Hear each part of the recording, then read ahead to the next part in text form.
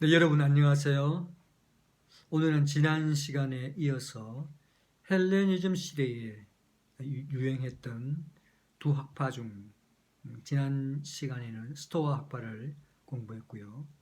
이번 시간에는 에피쿠로스 학파에 대해서 우리가 같이 공부하도록 하겠습니다.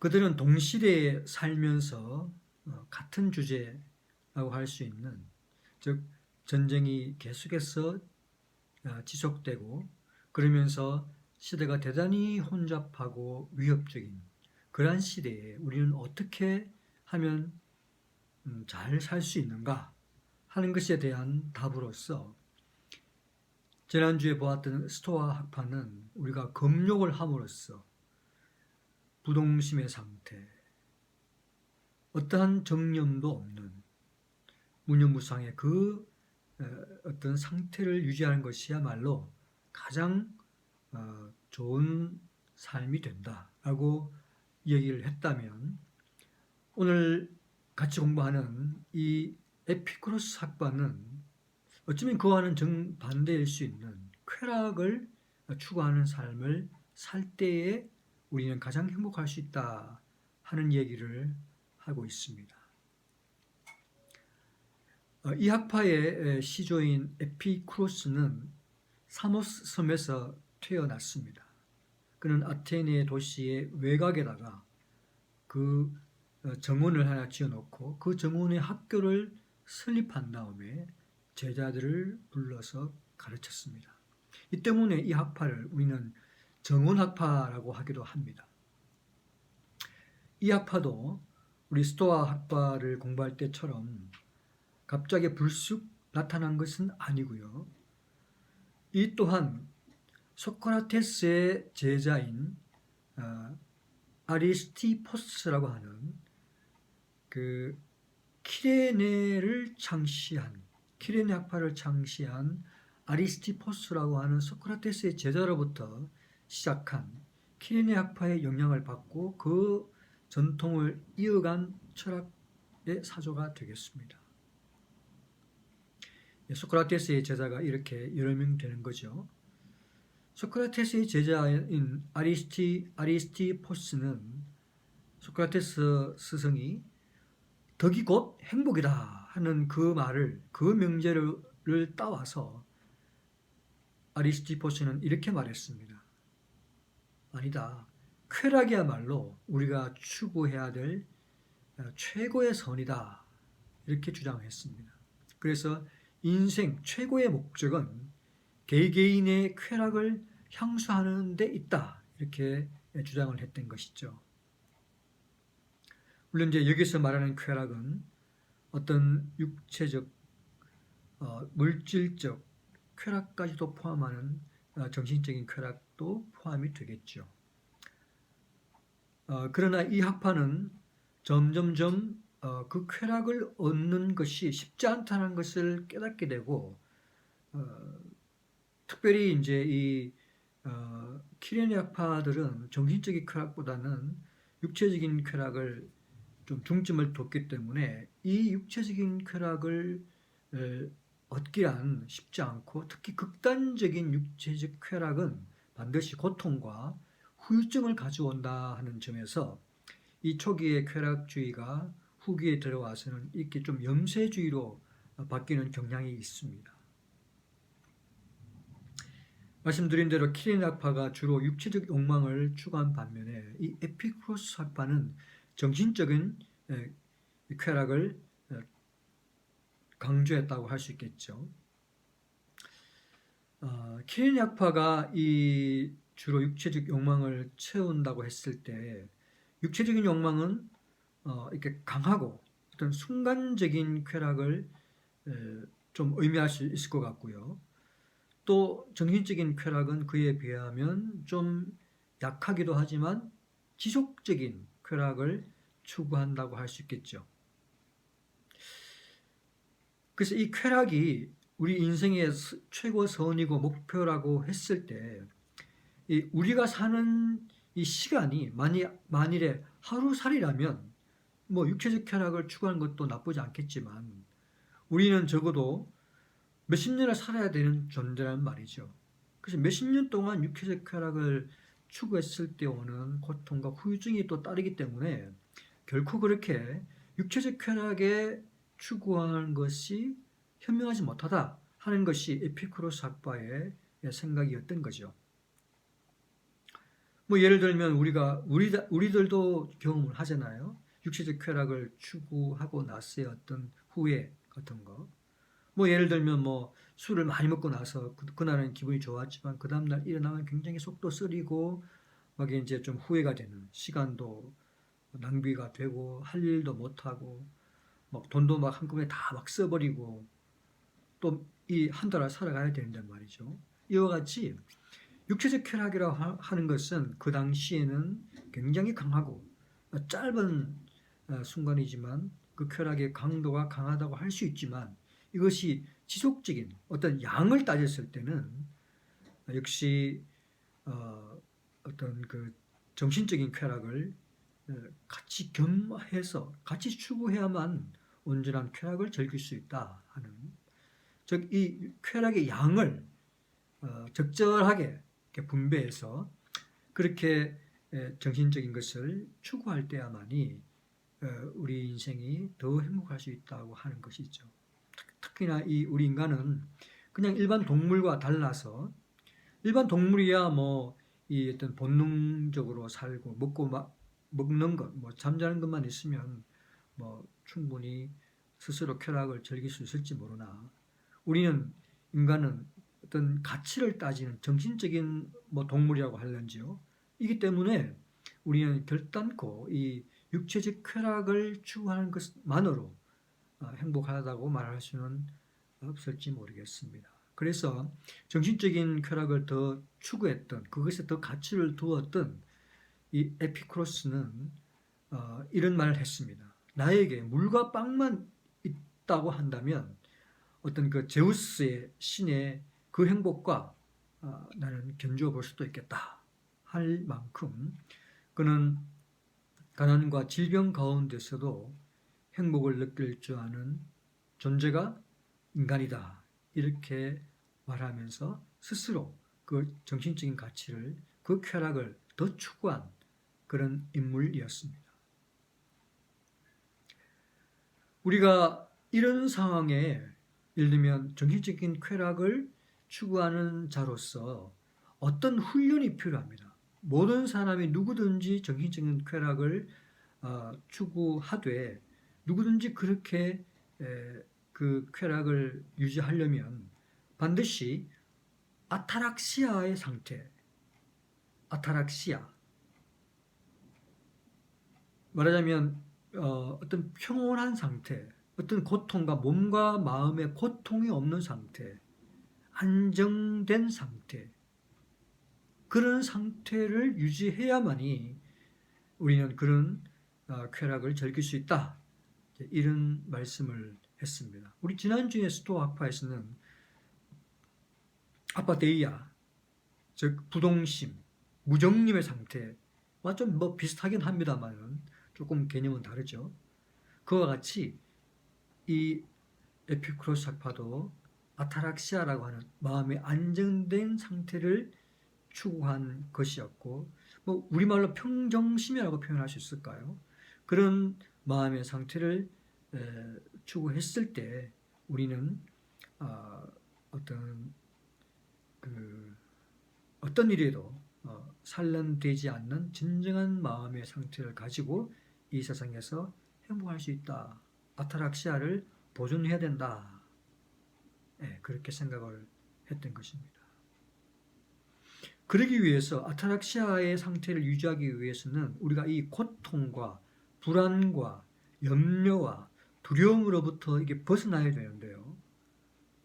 우리를 가장 두렵게 하고 고통스럽게 하는 것은 적어도 에피쿠로스가 생각할 때에 신과 사후의 세계라고 생각을 했습니다.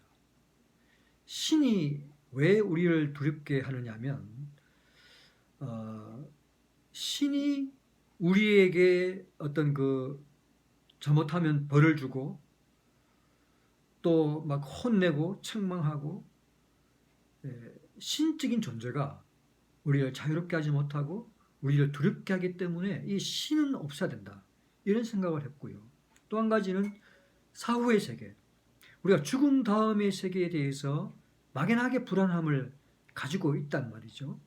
그래서 죽음의 상태와 죽음 이후의 사후 상태에 대해서 갖는 두려움을 없애야만이 우리는 진정한 아타락시아의 상태에 있을 수 있다. 이런 공포에서 벗어나야만 한다.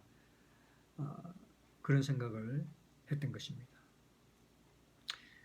그러면 결국에 그들의 논리에 따라서 신도 없고 죽음이나 사후의 세계도 없어야만 될 텐데 그들의 논리는 신도 없고 죽음도 없고 사후 세계도 없고 죽음 이후의 존재는 아무것도 없다. 그런 생각을 하려면 당연히 자연 철학자들 중에서 데모크리토스가 원자론을 우리가 주장했던 것처럼 이 사람은 그렇죠? 원자론에 입각하자면 이 세상에 존재하는 것은 오직 빈 공간과 그 안에서 운동하는 원자뿐이기 때문에 이 세계 만물을 이 원자들이 모이고 흩어지고 하는 것에 의해서 만물이 존재하거나 사라지거나 이렇게 된다고 원자론자들이 생각했기 때문에 그들에게 신이랄지 절대자랄지 심지어 불가사의한 요괴랄지 이런 것 자체가 없다 이거죠. 그냥 원자가 모이면은 존재케 되고 원자가 흩어지면 없어진다. 그렇기 때문에 에피쿠로스 학파는 신들이 이 세계를 지배한다든지 신들이 인간의 일을 간섭하다든지 그건 다 미신이다. 에피쿠로스는 그의 어머니가 그분의 어머니가 무녀였던가 봐요. 그 무녀였던 자기 어머니의 주술도 믿지 않았다는 얘기가 있습니다. 에피쿠로스는 좀 더 논리적으로 이것을 이렇게 설명하고 있습니다. 신은 없다. 신이 왜 없다라고 얘기할 수 있냐 하면은 하고 그가 이야기하기를 만일 신이 있다면 그 개념상 신은 완전한 존재인데 무엇 때문에 스스로 완전한 존재가 새삼스럽게 세계를 창조해서 그것을 지배하는 무거운 짐을 지겠는가? 더구나 이 세상은 늘 불완전해서 그 죄악이 들끓고 사람들이 힘들어하는데 만일 신이 이 세계를 창조했다면 완전한 신이 왜 이처럼 불완전한 세계를 만들었는지도 이해할 수 없다는 것이죠. 그러므로 신이 이 세계를 만들어서 지배하고 더 나아가서 인간의 일까지 간섭한다고 하는 것은 천부당 만부당한 생각이요. 따라서 우리는 있지도 않은 신을 전제해 놓고 신을 두려워하고 신의 보응, 형벌 이런 것을 전혀 두려워할 필요가 없다.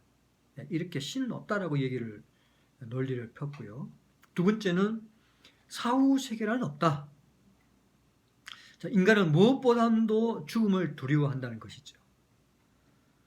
사실 질병이나 가난 또는 어떤 갑작스러운 사고 등에 대해서 불안해하는 사람들의 심리의 밑바닥에는 죽음에 대한 공포가 깔렸다고 하는 것입니다. 그렇다면 왜 인간은 죽음을 두려워할까? 그것은 사후의 세계에 대해서 잘 알지 못하기 때문이며 나아가 은연중에 이 벌이나 지옥을 염두에 두고 있기 때문이라고 하는 것이죠. 그러나 에피쿠로스의 말에 의하면 이러한 것은 걱정하지 않아도 된다. 왜냐하면 이 세상에 존재하는 것은 오직 원자와 공간뿐이기 때문에 죽음이란 육체를 형성했던 이 원자가 흩어지는 것에 불과하고, 이 인간의 영혼 또한 이 매끈매끈하고 아주 작아서 어떤 움직이기 쉬운 불의 원자로 되어 있기 때문에, 그래서 이것이 모였을 때 일종의 뜨거운 숨결에 지나지 않는 것이기 때문에 이 육체뿐만 아니라 우리 영혼도 이 원자가 흩어져 버리면 그냥 그걸로 끝난다는 것이죠. 그렇기 때문에 육체가 죽은 후에도 영혼이 살아남아서 내세에 머무르는 그런 일은 없다. 사후의 세계도 없으며 인간은 죽음과 함께 무로 돌아갈 뿐이므로 우리는 죽음을 두려워할 필요가 없다고 하는 것입니다. 루크레티우스라고 하는 로마의 시인이자 철학자인 그는 에피쿠로스를 찬미하면서 이렇게까지 말했습니다. 우리는 죽음과 절대로 만날 수 없다. 우리가 살아있는 동안에는 죽음이 없죠. 우리 살아있으니까요. 또 죽음이 다가왔을 때는 우리는 이미 살아있지 않기 때문에 살아있는 우리와 죽음은 만날 수가 없다. 이렇게 말하면서 영혼과 신에 대해서 어떤 편견을 가질 필요가 없다 라고 철저한 유물론자로서의 태도를 취하게 됩니다. 자, 우리는 이런 에피쿠로스 학파의 어떤 관점에 대해서 좀 비판적 정신을 가지고 한번 따져볼 필요가 있습니다. 특히 신학에 대해서는, 신학이 이에 대해서 뭐라고 하는지를 같이 한번 살펴보죠. 첫 번째, 에피쿠로스가 말할 때의 신에 대해서, 첫째, 스스로 완전한 존재인 신이 세상을 창조할 이유가 없다라고 하는 생각에 대해서 우리가 생각을 해보면, 에피쿠로스 역시 불완전한 인간이기 때문에 신이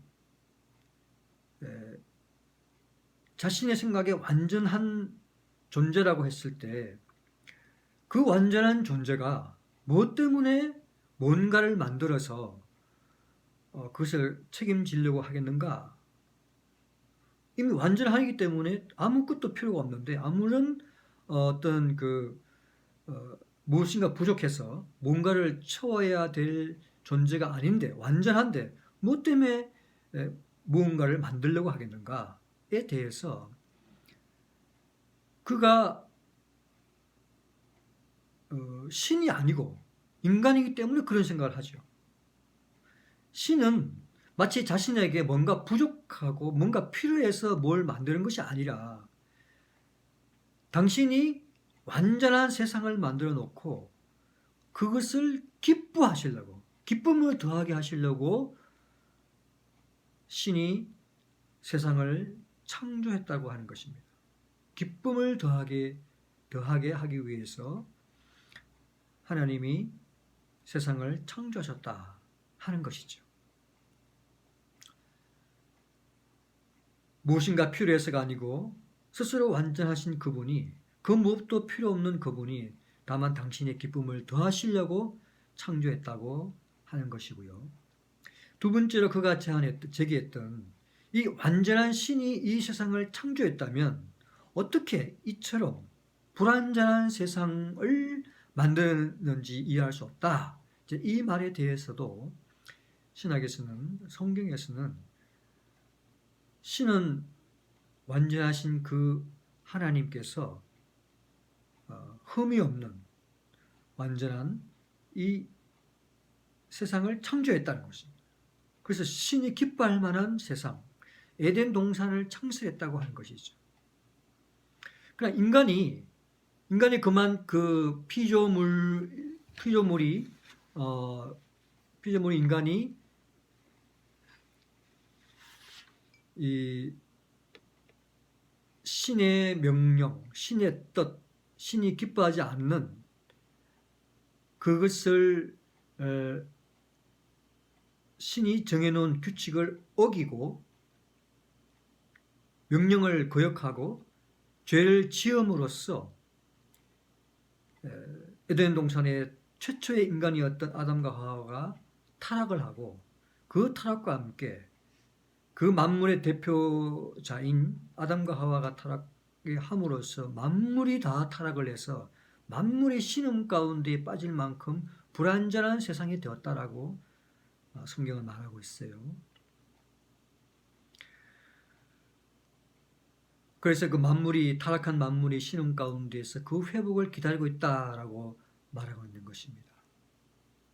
자, 에피쿠로스 학파는 셋째로 그러므로 신이 이 세상을 만들어서 신이 완전한 신이 이 불완전한 세상을 만들어서 세상을 지배하고 또 인간의 일까지 간섭하는 것은 만부당한 생각이다 라고 했을 때, 물론 우리가 스스로 완전하신 신이라서 뭔가가 필요해서 만든 것이 아니라 당신의 기쁨을 위해서 만들었기 때문에 더 이상 기쁨을 주지 않는 이 만물에 대해서 다 한꺼번에 버릴 수 있죠.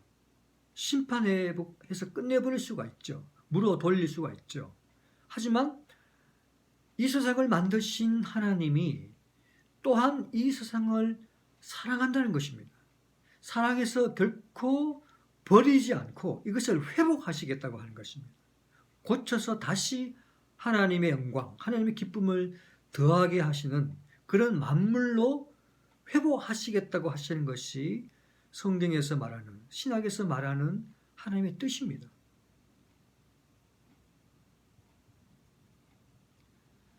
물론 하나님께서는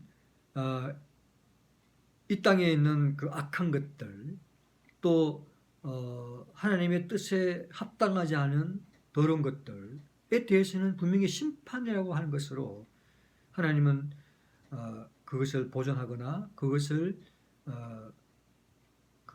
내버려 두지는 않을 것입니다. 그러나 하나님은 그 중에 얼마라도 혹은 그 이후에 어느 때가 되면 모든 만물을 새롭게 회복하심으로 새하늘과 새 땅으로 이 세상을 새롭게 하시겠다고 하는 뜻을 가지고 계시기 때문에 이 세상을 포기하지 아니하시고요. 그런 차원에서 타락한 인간, 불완전한 인간을 지배한다고 하는 것, 다스린다고 하시는 것이 무슨 간섭이나 억압이나 어떤 그런 부정적인 의미가 아니라, 왜냐하면 가만히 내버려두면 점점 더 악해지고 점점 더 고통스럽고 멸망의 구렁텅이로 빠져가는 인간이기 때문에 그 인간을 붙잡고 계신다고 하는 것은, 지배하신다고 하는 것은 오히려 은혜의 손길이죠. 하나님 입장에서는 죄가 많아서 끊임없이 더러운 죄를 짓고 하나님의 뜻에 반항하고 배역하고 거역하는 인생들의 죄에 대해서 그 죄를 참으시고 용서하시고 기다리시는 입장이기 때문에 하나님은 자비하신 하나님이죠. 또한 그 만물의 그 죄 가운데서 신음하는 그것을 보고 하나님은 불쌍히 여기시는 긍휼의 하나님이신 거죠.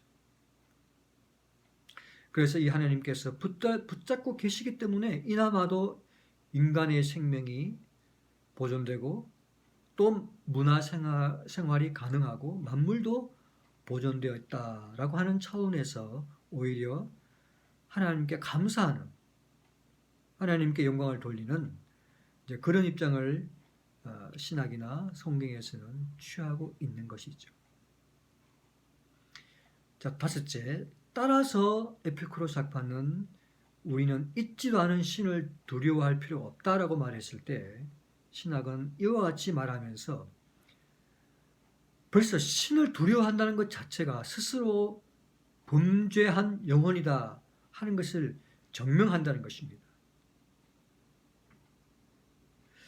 신이 우리의 범죄함으로, 우리의 잘못으로 당신의 창조물을 망쳐 놓았음에도 불구하고 우리를 바로 죽이지 않고 우리의 죄를 돌이켜서 회복하기를 원하는 그런 마음에서 그럴 수 있도록 시간과 기회를 주는 것도 사실 감사하고요. 그 기회를 선택해서 이 심판을 뒤로 미루시고 은혜와 자비와 긍휼의 마음으로 대하시는 것을 알게 되면 하나님을 두려워하기보다 아까 말씀대로 하나님을 찬양하고 하나님께 감사하게 되겠죠. 그러면서 하나님을 사랑하게 되겠죠. 그러므로 뭐 신이 필요 없다거나 신이 존재하지 않아도 된다거나 또 존재하지 않는다고 생각하는 것은 결단코 신학에서는 받아들일 수 없는 말씀이 되겠습니다. 오히려 인간은 자신의 죄로 인해서 잃어버린 낙원인 에덴 동산으로의 회복, 그곳으로 다시 돌아가서 행복하게 살기 위해서는 반드시 신이 필요하고 신이 우리의 죄를 용서하고 우리를 회복시켜야만이 되기 때문에 신이 존재하셔야 되고 존재하셔서 우리를 회복시켜야 된다고 생각하지 없어서는 안 될 뿐이라고 하는 거지. 또 하나님은 그것을 원하시고 그것을 위해서 기다리시고 그것을 위해서 한없는 은혜와 자비와 긍휼로 대하신다 하는 것이 기독교인들의 생각인 것입니다. 자, 우리 크게 두 번째로 신은 없다 그뿐만 아니라 에피쿠로스 학파들은 두 번째로 죽음 혹은 사후의 세계는 없다 하는 것에 대해서도 한번 곰곰이 따져볼 필요가 있습니다. 에피쿠로스 학파의 윤리학은 결국에 이 유물론자가 되겠는데요. 유물론자에게 어떤 가장 큰 가치는 쾌락입니다. 제가 우리 첫 시간에 말씀드렸나요? 이 윤리학을 따질 때는 반드시 가치론이 같이 따라 나온다고 그랬죠. 자, 유물론자, 에피쿠로스 학파처럼 뭐 죽음이 따로 있는 것이 아니라 인간의 육체와 영혼이 모였다가 흩어지는 원자에 불과하다고 했을 때는 그래서 사후의 세계는 없다. 인간은 죽음과 함께 무로 돌아간다고 한다면 그러니까 모든 것이 다 결국에는 무로 돌아가니 우리가 이 땅에서 어떤 가치를 위해서 수고하겠어요? 뭐 정의랄지 사랑이랄지 어떤 섬김, 봉사, 희생 이런 종류의 어떤 가치들은 의미가 없죠. 다 흙끝으로, 다 무로 돌아갈 테니까요. 다만 이 땅에 있는 동안에 먹고 마시는 육체적인 쾌락을 누리든지 아니면 그보다 조금 더 지속적인 고상한 가치, 그런 정신적인 유희를 누리든지 그런 쾌락 외에는 사실 추구할 가치가 없는 것이죠. 실제적으로 유물론자에게는 만물의 목적, 뭐 의미, 존재, 어떤 이유, 뭐 이런 것이 사실은 특별히 필요가 없을지도 모르겠습니다. 우리가 생각하는 이런 가치들 말이죠. 예를 들면 성경에서는 다른 사람의 생명을 구하기 위해 자신의 생명을 희생하는 것, 나라와 민족을 보존하기 위해서 내던지는 용기와 어떤 정의, 혹은 뭐 친구를 위해 자기 목숨을 버리는 사랑. 예수님은 우리가 아직 죄인 되었을 때에, 아직 우리가 원수 되었을 때에 우리를 위하여 십자가에서 당신의 사랑을, 당신의 생명을 내어주었다 하는 그런 십자가의 사랑 같은 것들을 생각해 보면 우리가 이런 가치들은 개인의 쾌락을 추구하는 그런 가치보다 훨씬 더 가치 있다라고 하는 귀한 가치라고 하는 생각이 인류 보편적인 양심 속에 누구든지 있지 않겠습니까? 이런 어떤 가치는 어디에서 비롯될까요? 에피쿠로스 학파와 같이 물질주의적인 철학을 근거로 하면 쾌락 외에 다른 도덕적 당위성을 설명할 수는 없다는 것이죠. 원자론에 입각한 우주론, 모든 것을 물질과 운동과 우연의 어떤 차원에서 설명하는 이 원자론은 그 운동하는 물질이 우리에게 무엇을 가르쳐 줄 수 있겠느냐 하는 것이죠. 어떤 윤리적인 삶을 얘기해 줄 수가 있겠느냐 하는 것이죠. 결국에는 초자연적이시면서 인격적인 하나님, 그 하나님을 고려하지 않고는 어떻게 도덕적 원리의 권위와 사고의 타당성을 설명할 수가 있겠는가 하고 신학자들이 비판을 할 수가 있는 것입니다. 자, 오늘은 이렇게 에피쿠로스 학파의 주장을 살펴보았습니다. 이제 다음 시간에는 이런 헬레니즘 시대에서 꽃을 피웠던 스토아 학파와 에피쿠로스 학파가 이제 그 로마 시대까지 가잖아요. 그 로마 시대 후기 스로마 시대라고 할 수 있는 이 시대에 더 지배적인 또 하나의 철학 사조가 일어납니다. 그것이 신플라톤주의인데요. 다음 주에는 그것을 한번 같이 공부하도록 하겠습니다. 네, 수고하셨습니다. 오늘 여기까지 하도록 하겠습니다.